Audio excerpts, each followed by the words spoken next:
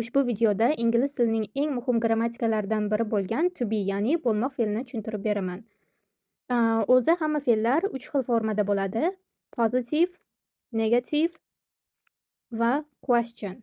Positive, negative, question. To be ning hozirgi zamonda 3 xil shakli bor, ya'ni am, is, are. Am, is, are. Am, is, are.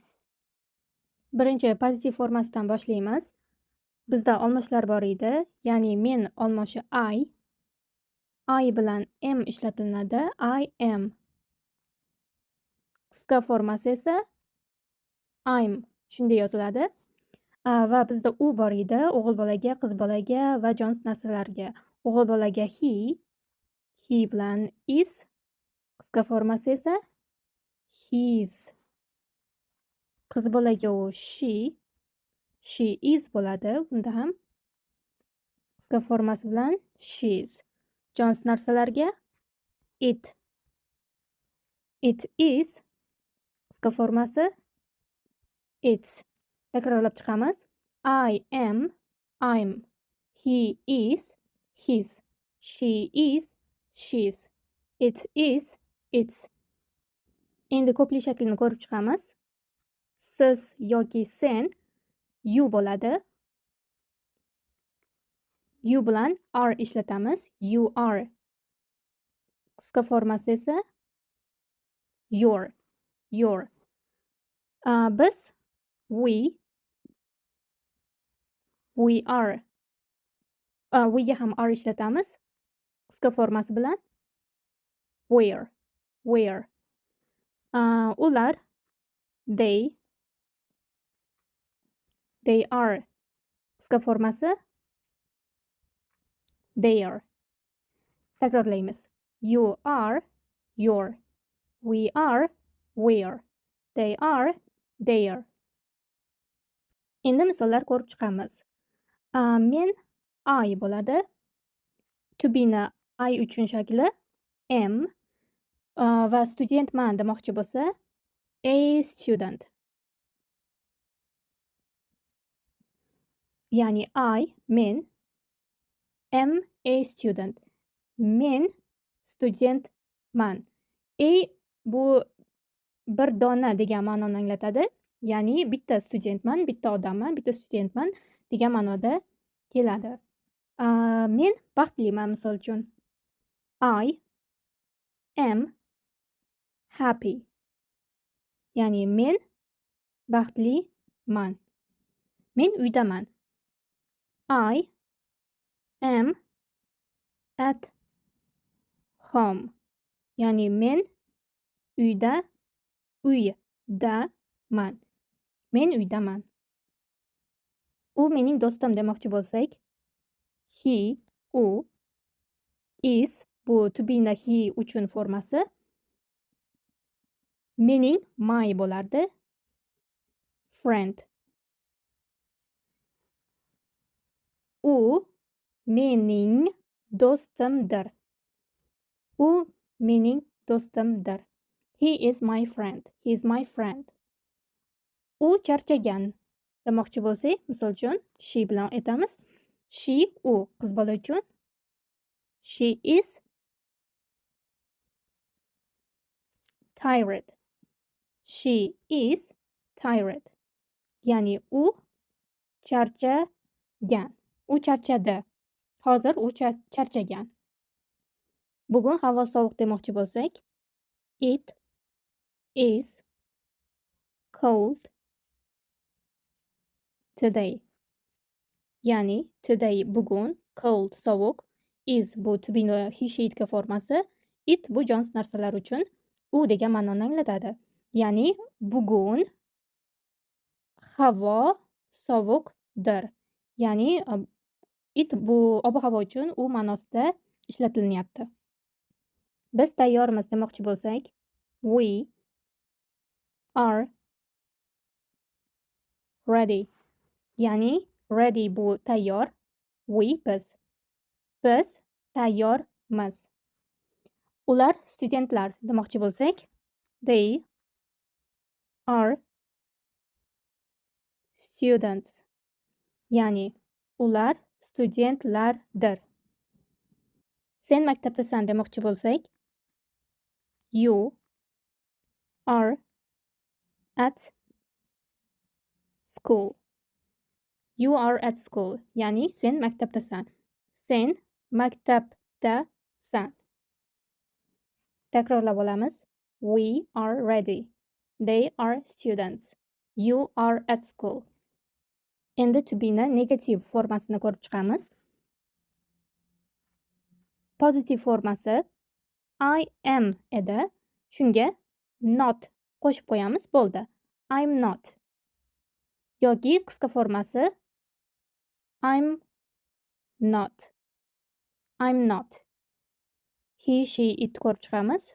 He is not. Yoki he isn't. She is not. Yoki she isn't.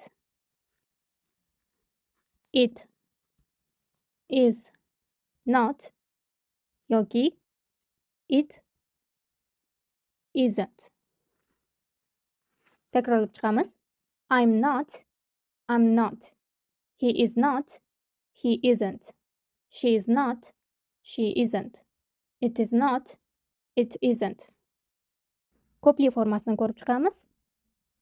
You are not qo'shamiz. Shunda negativ formasi kelib chiqadi. You aren't bu qisqa formasi.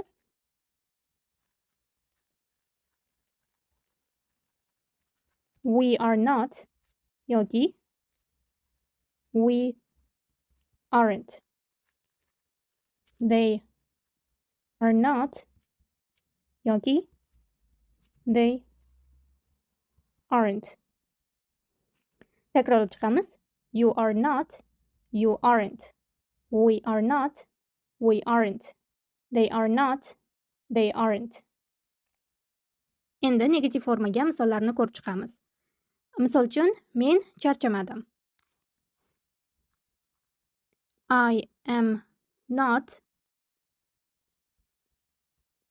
tired.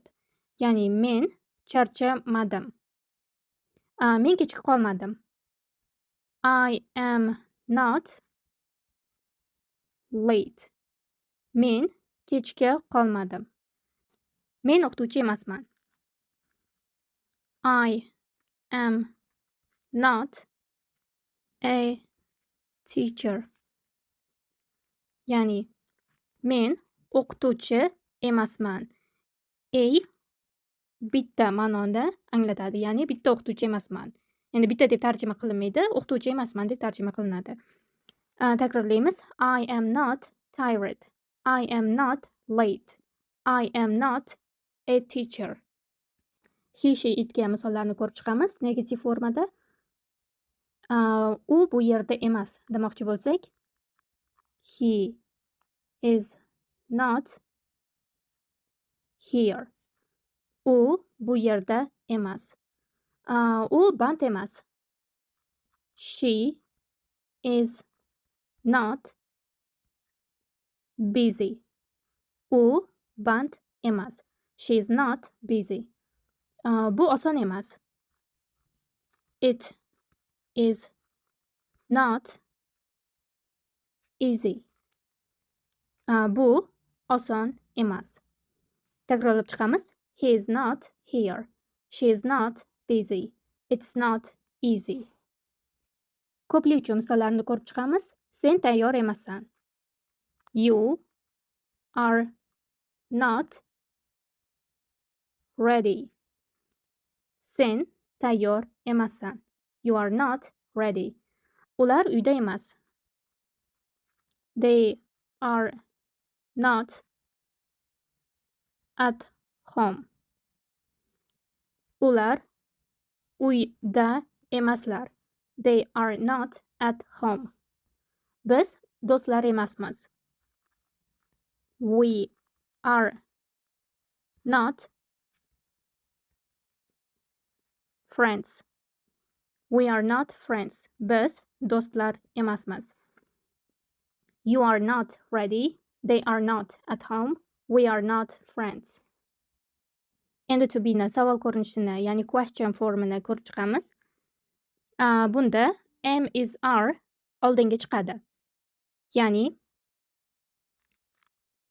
am I is he is she is it.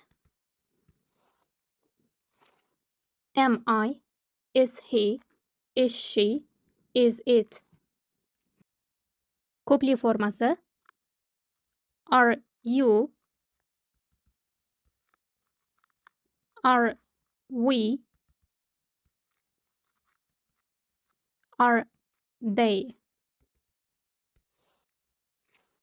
Are you are we are they.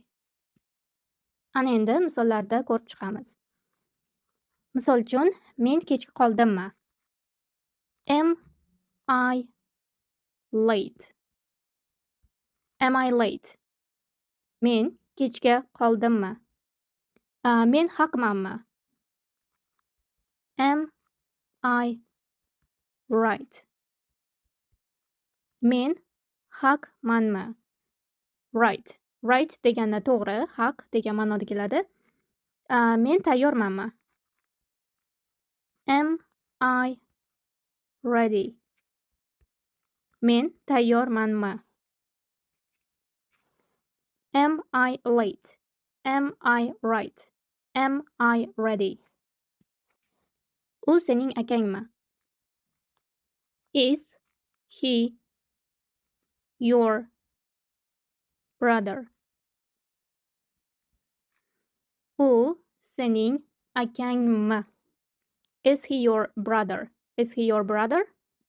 U yaxshimi? Ya'ni uning ahvoli yaxshimi degan ma'noda. Is she fine? Yoki is she okay desa ham bo'ladi. Is she fine? Is she okay? U yaxshimi? Bu misol uchun sening sumkangmi? Is it your bag? Biz it ishlatamiz chunki bag bu jonsiz narsa, shuning uchun it ishlatilinadi. Is it your bag? Ya'ni bu sening sumkangmi? Is it your bag? Is he your brother? Is she fine? Is she okay? Is it your bag? Biz studentlarmizmi? Are we students? Are we students? Biz studentlarmizmi? Ular misol uchun uydami? Ular uydami? Are they at home? Are they at home? Are they at home? Ular uydami? Siz tayyormisiz? Are you ready? Are you ready? Siz tayyormisiz? Are you ready? Are we students? Are they at home? Are you ready?